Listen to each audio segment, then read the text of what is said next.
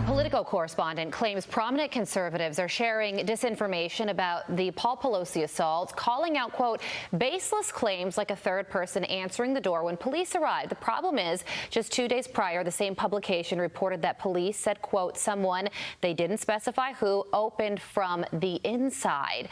Beverly Hallberg is the president of a district media group and a fellow at Independent Women's Forum, and she joins us now. Beverly, you deserve a much better introduction than the one I just gave you.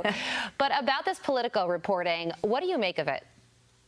Well, I think it's interesting that they talk about conspiracy theories when they seem to be the creators of the conspiracy theory on this, and also Meet the Press that also incorrectly reported on Friday that there was this third unnamed person who opened the door. And look, there is a place for inaccurate reporting. As breaking news happens, you have to correct that as that takes place. But from the beginning, there has been a concerted effort by many media outlets to paint the GOP as the bad actor in this, saying, first of all, that because of their rhetoric, that's why this attack happened. We now know a lot more about this attacker, including that he may be mentally ill. Now they've changed to it's the GOP that's creating these conspiracy theories, even though it's actually Politico themselves that reported this inaccurately on Friday. So I think this is a big reason why people don't trust the media. All you have to do is their inaccurate, inconsistent reporting to see that they have an agenda and not necessarily want to get to truth. Speaking of the media, The View celebrated Halloween yesterday on the show, and some of the kids were dressed in very political Halloween costumes. Watch this. All those classified documents, those top-secret documents, what did he do? He flushed them down the toilet. So we have Trump as a toilet with our FBI agents. What do you think about this?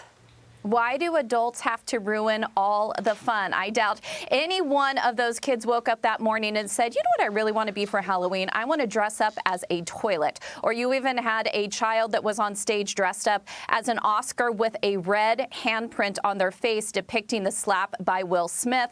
I don't think this is what kids really want for Halloween, and this points to the problem that adults have, which is making everything about politics. Leave kids alone, let them have their fun. I think we need something in life that isn't about politics. Yeah, the kids were adorable. The costumes were very unique. I like the days of police officers, firefighters, princesses, but that's just me.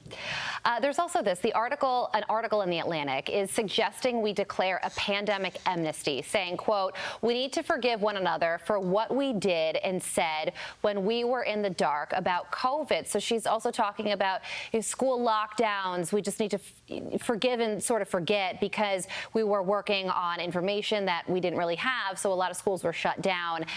What do you think about this? Should there be a pandemic amnesty?